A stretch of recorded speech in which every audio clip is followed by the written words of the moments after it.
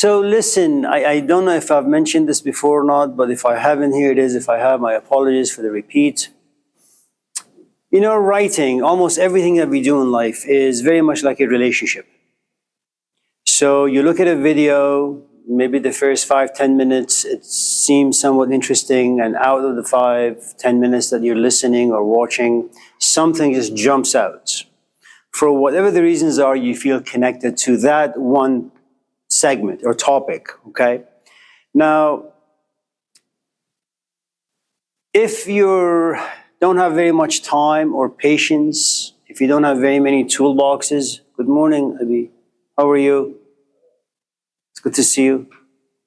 If you don't have very many tools in your toolbox, the truth is you can't really do much with the ideas. You're just going to be somewhat casual. You know, it's like going on a date and not having much to talk about with the person sitting across the table from you. You say you're going to school, you have a kid, A, B, C, D, and that's it. The rest of the night is going to be struggle. And kind of like what we talked about at, I think, the first day of this class, that you can make the grass grow by pulling it. I can't force you to write about things you're not interested. Even if you were to be interested, you need time, you need patience, you need knowledge, you need information, you need the ability to express your ideas clearly and coherently. Now, if your relationship with the idea is bad, in other words, you have listened to all the 4 audios and you read the literature and there is nothing that pops out, there is nothing of interest for you, it's going to be a struggle.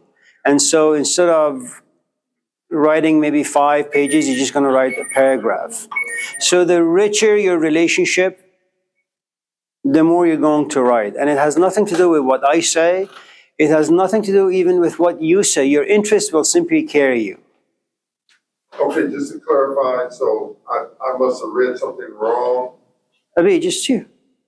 It's all good. I must have read something wrong because it was like when everything needed to be on one page. No.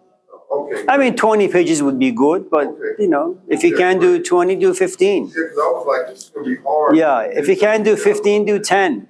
If you can't do 10, do maybe 9 3/4. I got you. You just kind of unlocked me. I swore I saw something saying 1 page per. Maybe it was another class. Yeah. And your essay has 2 components to it. One has to do with you. One has to do with 10 of you. In other words, let me put this on board, so just in case some of you have some difficulties. And then we'll go to the questions and comments and all of that. How many of you, just by chance, smoke marijuana? You dropped it. Come on. You do? Okay, and you do? Okay, so you do it what? A bucket a day?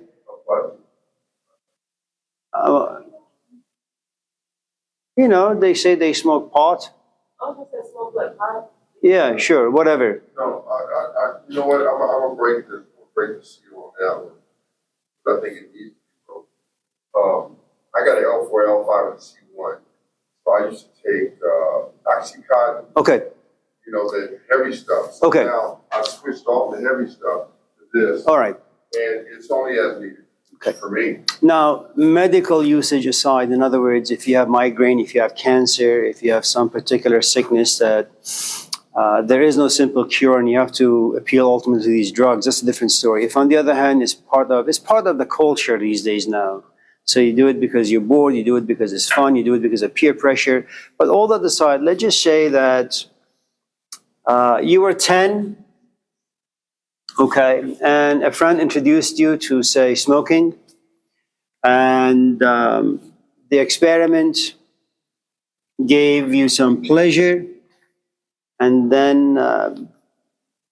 moments where life became difficult or boring or frustrating, you traveled back to the experience, how it gave you some comfort, and then you tried some more, let's just say pot, you tried some more and you realize it's working relatively well for you, okay?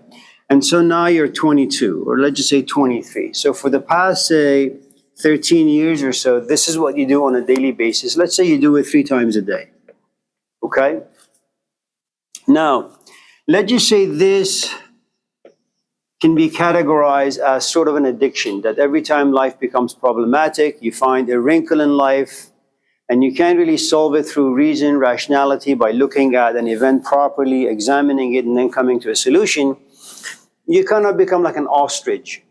And for those of you who may not know how ostrich functions, is that whenever an ostrich finds a lion or a tiger or a hyena coming its way to devour it, to kill it, eat it, what the ostrich does, it has a very strong beak. It creates a hole in the ground and dumps his head into the ground and lives in darkness. And the assumption, I suppose, that the ostrich has is that if I can't see the lion approaching me, then the lion doesn't exist. And then, of course, a couple minutes later, the ostrich sees itself in heaven before God because it's been, killed. Now, let's just say there comes a point at the age of 23 where you realize maybe you've read a book, maybe your parents caught you, maybe you've kind of just reached this maturity, if you want to call it that, where you say, I want to be free. The Hebrews were in bondage because of Moses, because of the Pharaoh. I am being held in bondage because of my addiction or connection to smoking on a daily basis. I want freedom. I want liberation. Now, and let's just say you want to overcome this. Let's just say that is the topic you want to write about. How do you overcome addiction? There are a couple of things. There are some hard drugs that you experiment for just a minute and they have you for the next 20 years. There are some other kinds of drugs where you have to do over and over and over again until they create a pattern in your brain. Okay, so from 4 to 5 in the morning you smoke, and then from 12 to 1 you smoke, from 3 to 5 you smoke, and then from 9 to 10 you smoke. That's a pattern that you kind of cultivate over time, and it becomes part of who and what you are. So whenever you want to kind of reflect on addiction, you need to understand it has a history. And whenever something lives inside you that is historical, it has given birth to a good amount of identity. It has also created a good amount of psychological patterns within you. In other words, if you were to give up addiction, it means that you have about 10 hours of free space. What the hell are you going to do with it? So it's not going to be very easy to overcome, okay? Now, if, for example, this was an essay you're going to write about, the first thing you need to do is figure out or observe what this addiction is. Right. It's a little too intense. You probably won't be able to do it this way, but if you were to kind of write a relatively good essay, not so much for this class, just for yourself, if you want to overcome anything in life, figure out what the addiction is, how long you've been doing it, what sort of patterns it has created for you, because it is dominant, it guides you. It's the highway, it's the main highway within your psyche. This is the path you go through. And whenever you're addicted with friends. In other words, when you look at your cell phone, the contact information, most of the friends you have do this. And so it's not just overcoming this, it's also overcoming your friends. You can no longer hang out with them, okay? And not only do you have a history with, say, smoking pot, you also have a history with Joe, Julie, and Jack, okay? Now, when you become addicted, there is a certain way you think about things. Your language has a certain scent to it. You speak a certain way. You look at life in a certain way. Okay. So you have to be able to look at all these phenomena to be able to overcome. Now, the problem is this. This is the old you that has an addiction. Okay. This is the new you that wants to be free from this addiction. You're here, but the new you is here. To overcome, you have to travel this distance. It's a desert. This is what we call your mosaic life. You have an identity. You assume that who you are is true. Something happens where you say, no, I don't want to be this. I want to be this other person. Okay, kind of like Moses. But as Moses left Egypt to find his identity, he had to travel through the desert. In deserts, all you have is sand. All you have is a scorching sun. All you have are vicious animals. You have to survive this desert. There are going to be no nourishments. This is going to be a new environment for you. So you're going to be frustrated. You're going to be confused. You're going to be angry. You're going to be lonely. And you have to survive all these. And there is a good chance that you're going to go back and say, why the hell would I want to do this? Let me just go back to what's comfortable, what's known, what's familiar. Okay? This is just you. That's the first part of the essay. The next part is, imagine you have a classroom with 20 people, they all want to quit. Every single person has a different story. Every single person has a different capacity, different limitations. How do you inspire 20 people to quit, to overcome this addiction? Now you have to be a social reformer. That's going to be difficult. Okay? Now, remember now, if you have a father figure here who wants to help you quit, what you're going to do for the most part is you're going to abuse the hell out of your father. He's going to tell you things, you're going to say no. Okay? So remember, the new you is nothing but a theory, an image inside your head that lives 20 years from now. This is the actual you.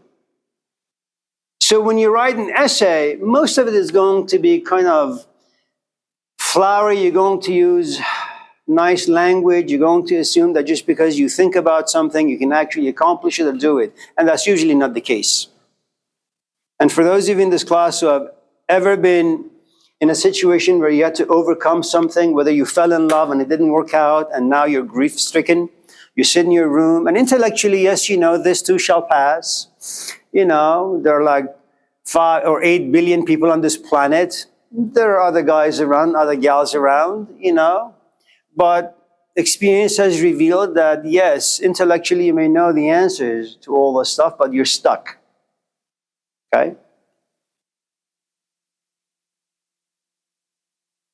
And one of the reasons why doing kind of essays in this way is nice is that just in case next time, or maybe 1 or 2 or 3 of you in this class eventually have a kid, or find yourself in a situation, you can kind of look at things very, very clearly. Remove God from the picture, remove the Gospels from the picture, and look at things directly in the face and trying to figure out what it is and how you can get yourself over it.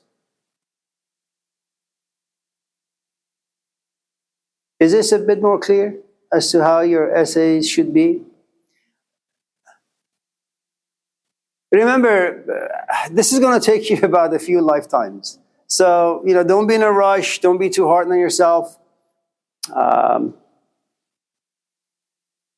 Yeah, okay. Miss Charlotte, yes. Okay.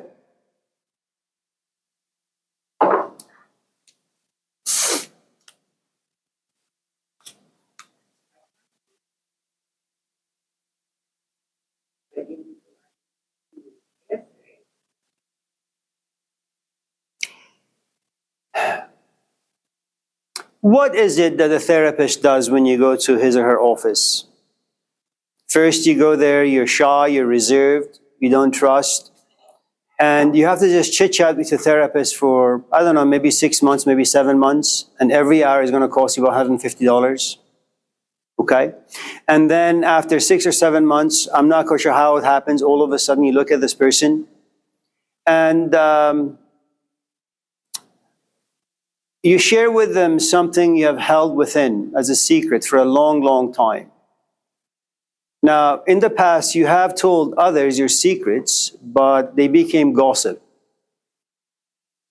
All of a sudden, you found someone else talking about your story.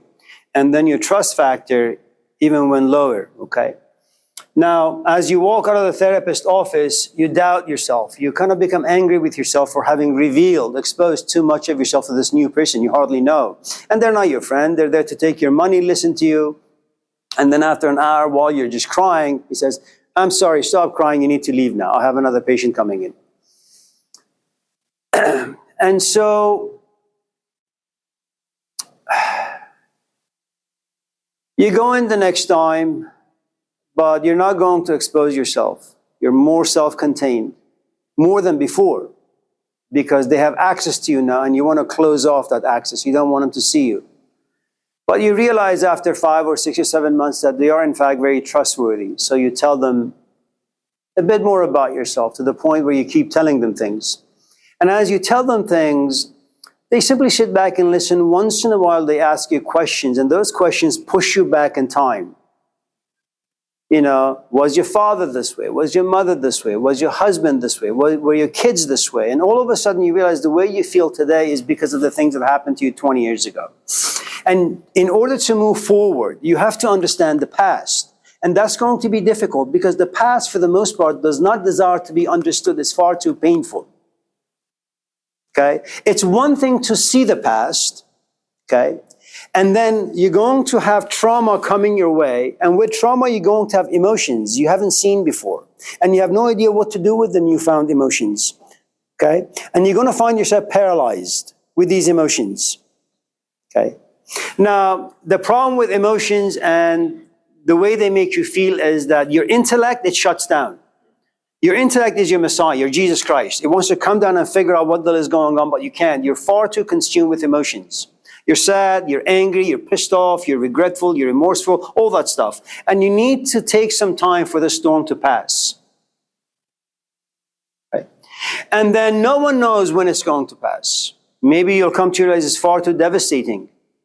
You'll quit going to the therapist. I don't know if you've ever watched this show on HBO, I think it's called The Sopranos. For those of you who have, you know, I mean, Tony Soprano, he's a rich guy, powerful guy. He's the head of this, you know, mob clan. He comes to a point where, you know, it's just he's not happy. He's got a great wife who loves him. He's got lots of money. He has power over lots of people. He's just not happy. And what happens is that he goes to the therapist's office.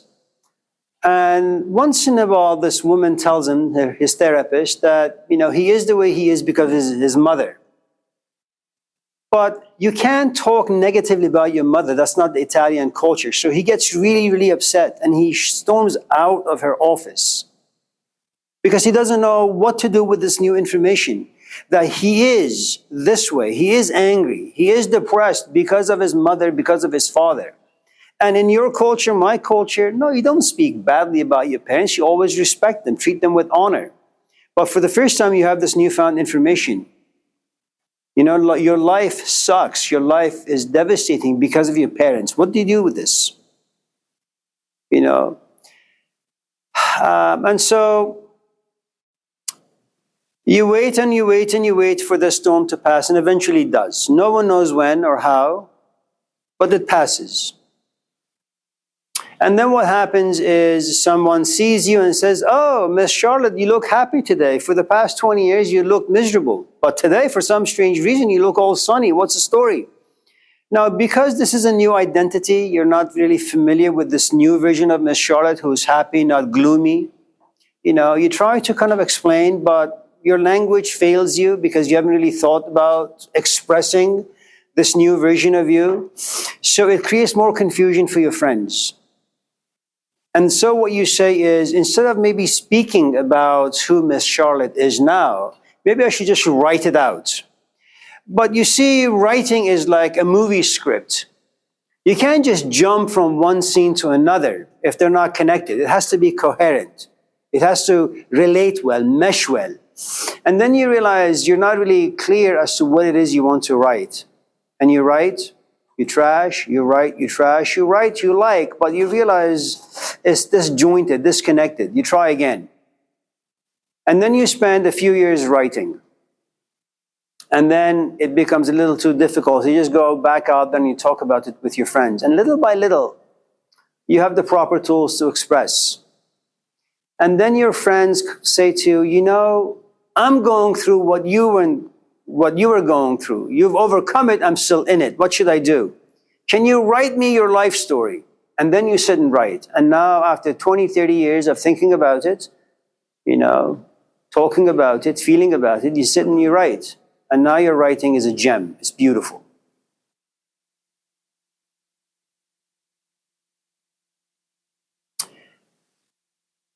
So, anyone else?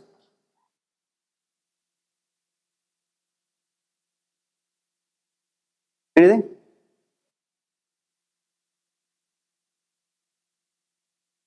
Julian? Sure, we're done with this, yeah.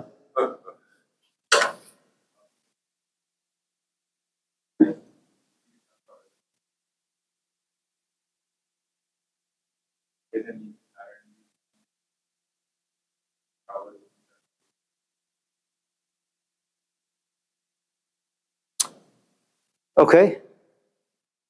Abi, you sure? Nothing? Positive? There's a saying in Arabic. Hello. Saloni qabla an tafqadoni.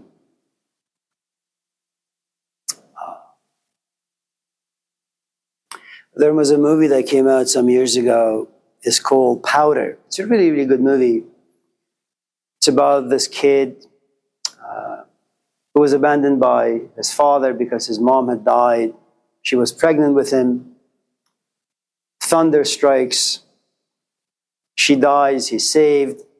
And he has all these magical powers, but because of the way he looked, his father was way too embarrassed, so he hands him off to the grandparents. And they kept him in a dungeon in the basement. At any rate, there is a scene in the movie where the sheriff, whose wife has cancer, but she just refuses to die, takes Patter to his house and says to him, I don't know why my wife is still alive. She's in so much pain. Can you figure out why, she's still alive? And apparently he can speak to her in a non-verbal way. So he holds her hand and looks into her eyes, and he looks up, looks at the sheriff and says, the only reason why she's still alive is that she knows that you're not speaking to your son, our kid. And until you make peace with your son, he's not going to leave. I'm not going to leave. She'll leave one condition.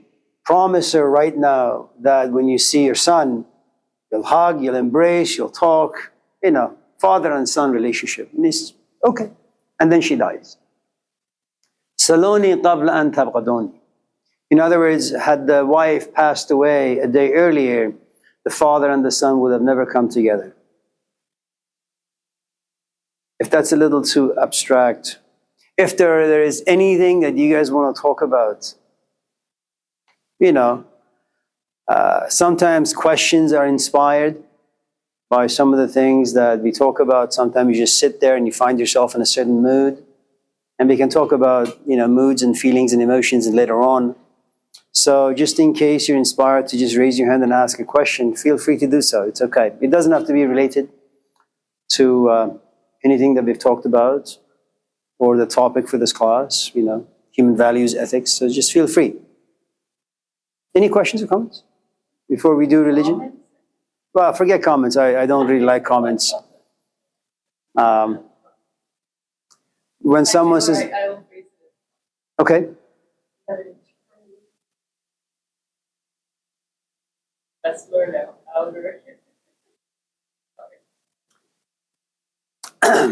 there is a passage in the Quran. I don't think it's in the New Testament, or maybe it is somewhere, or maybe the Old, that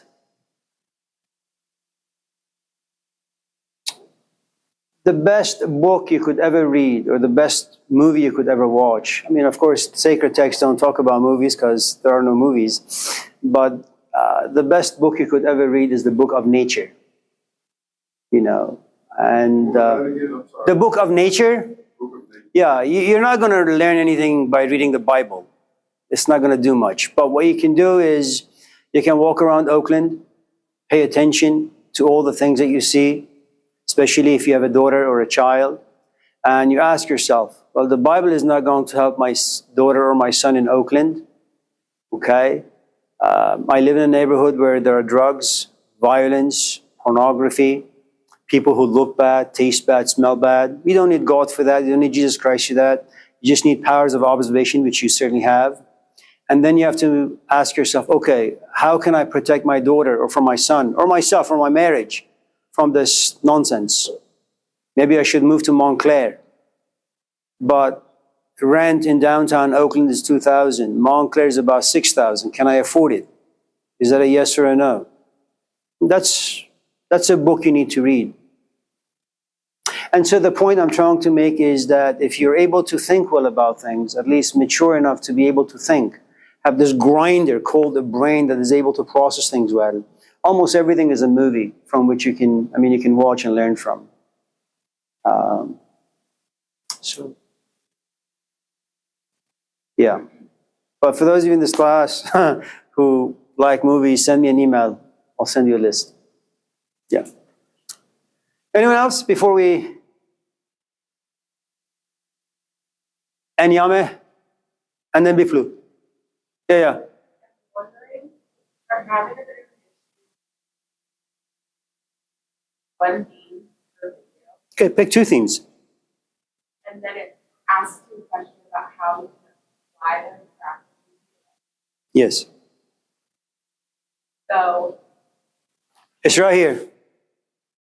I answered your question. So if you can figure that out. You just came in like 15 minutes late. But go ahead. well, I'm wondering if the theme that I chose already applies to my life. I just wondered how it already applies. If you can do it, well, sure.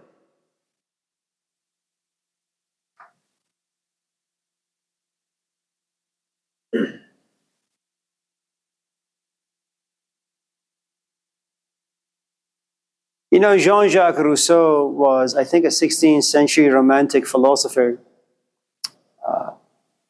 He wrote this beautiful book called Emile. It's about the education of young children. I'm not sure how true it is, but I think he had 9 kids from different people, and he put them all in foster care. He nevertheless wrote a beautiful book called Emile about parents, children, and their education. And the point I'm trying to make is the following. We haven't had very many philosophers or religious figures who were practitioners of their own ideas. It's nice to say you're a Christian. The label, I'm sure, will do you wonders, or a Muslim or a Hindu.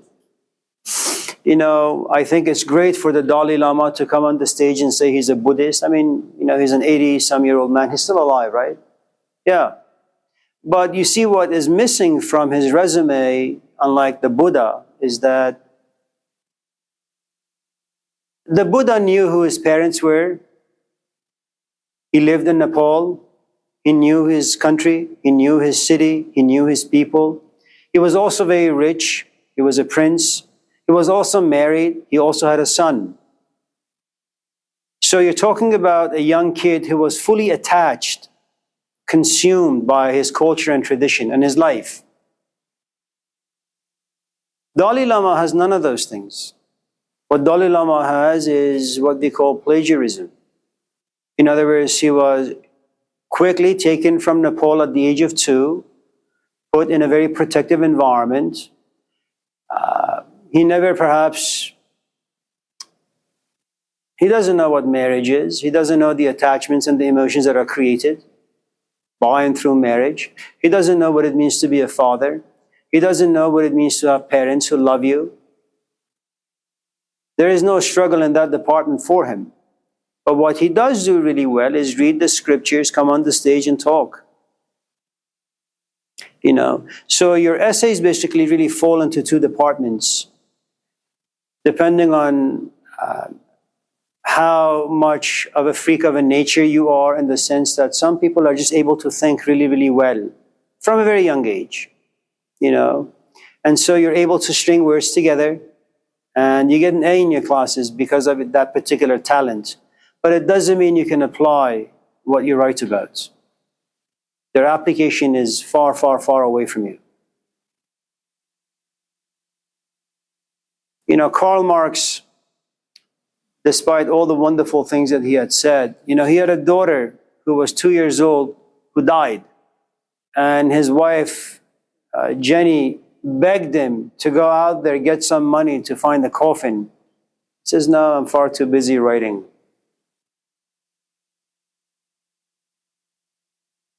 So, yeah. So good luck. Anyone else? James? You flew?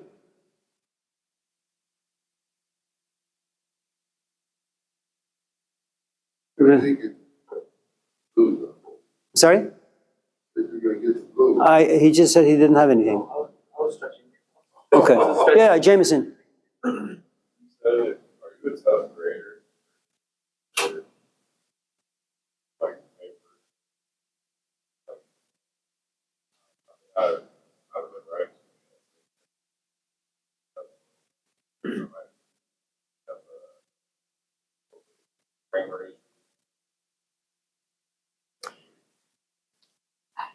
Can we speak candidly, openly, as friends?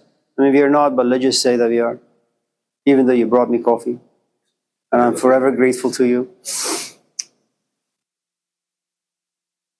You shouldn't think about writing your essays for this class because you want an A or a B or a C or a passing grade. You're what, 20?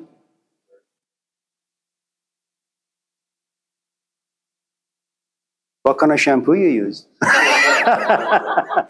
But I think eventually all of us want a companion. And I don't really know how insightful we are in regards to when we are ready to be parents. But maybe you'll just have this unfortunate accident where your companion eventually will come to you and say, I'm pregnant. And you'll be forced into a role that you may not be ready for, fatherhood. And when you get into a relationship, you know, you guys come from different histories, different backgrounds, you have different temperaments, you have different desires. Maybe she doesn't like the way you put dishes in the dishwasher, maybe she just doesn't like the way you walk. And, you know, when you're 20, you can easily walk away from a relationship. You're young.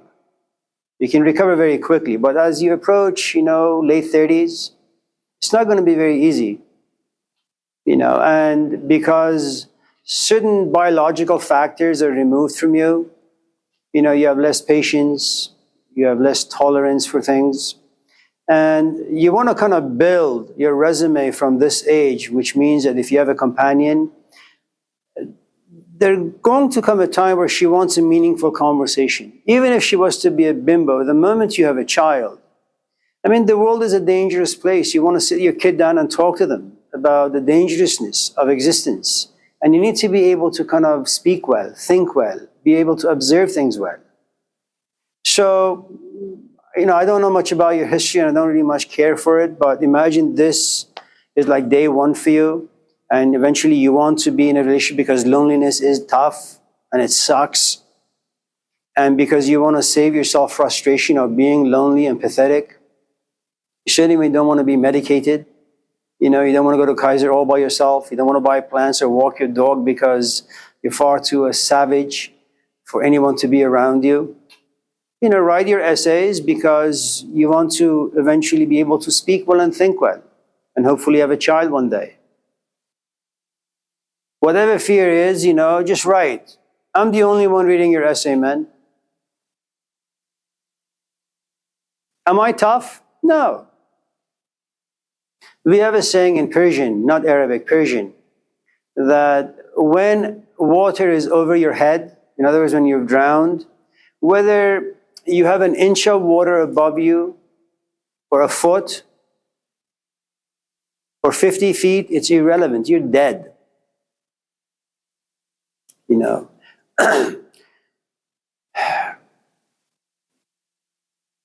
I'm not an optimist. By nature, I was wired to be a pessimist, gloomy, dark.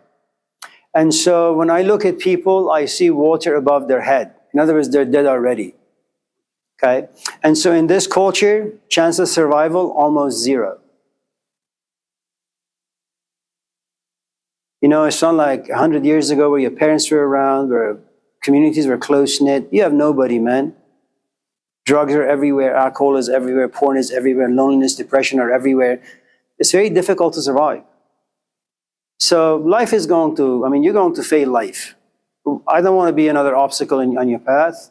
I'll give you a C. You keep coming to class and bringing me coffee and writing relatively decent essays. At least try. I'll give you a C.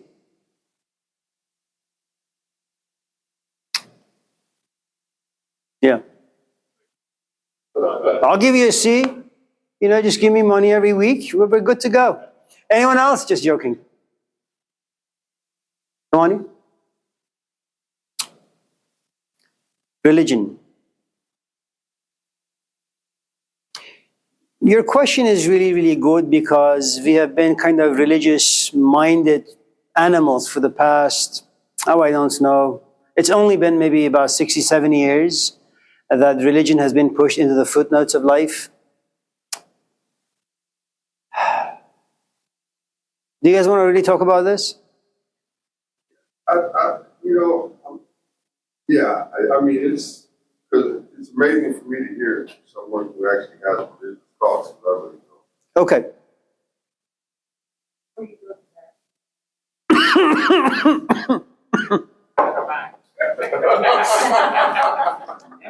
No, go ahead, Charlotte. So I watched so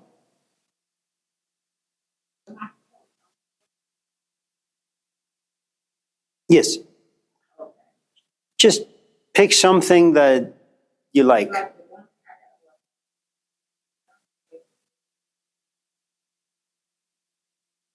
About love?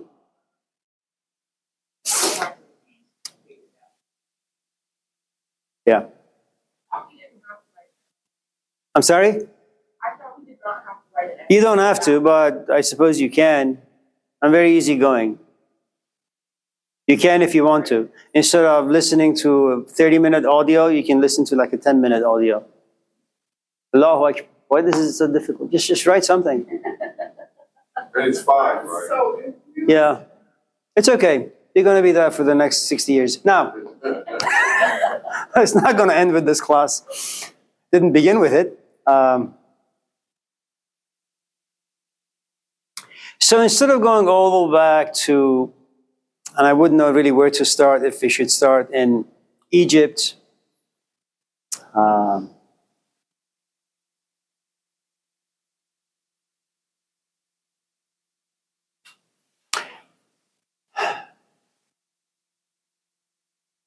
At a certain point in Jewish history comes this tiny little man. His name is Jesus.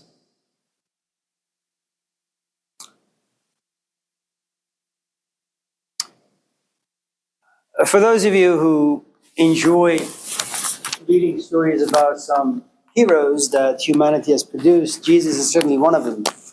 And he is really worth your time. You should kind of not read the New Testament, but certainly read the Gospels.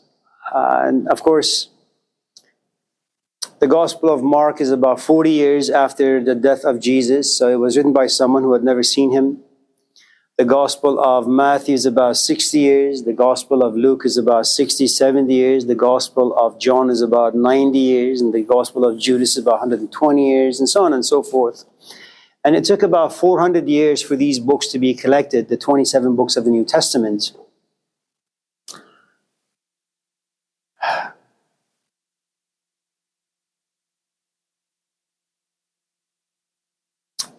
But let me perhaps give it to you this way.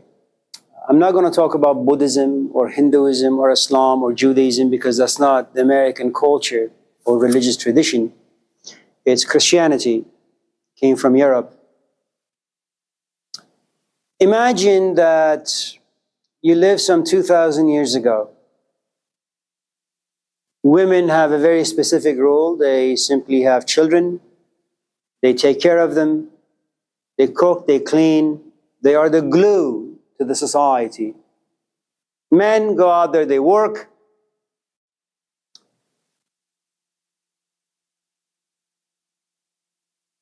Nobody travels because it's expensive. There are no billboards advertising weird things to you. There is only one piece of advertisement in your community: religious ideas, mostly Jewish ideas. You don't talk back to your parents. You don't raise your hand and you say, I am important.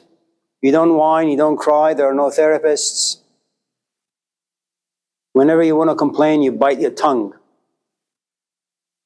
People are reserved, they have a good amount of shame, and they are God-fearing people. Both because you respect God, second because you fear your parents and you fear God. Okay? And if you want to have fun, you just go to the synagogue.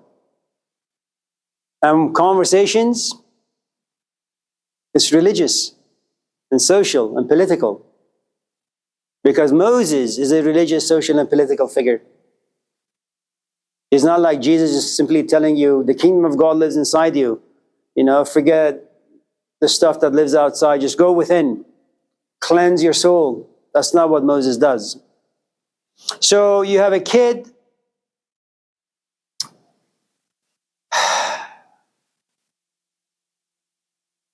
He feels a little weird from the very beginning.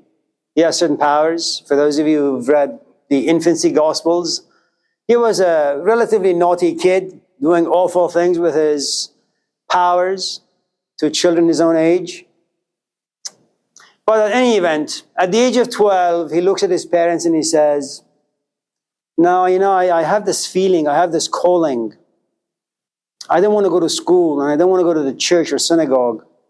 I don't want to read these books.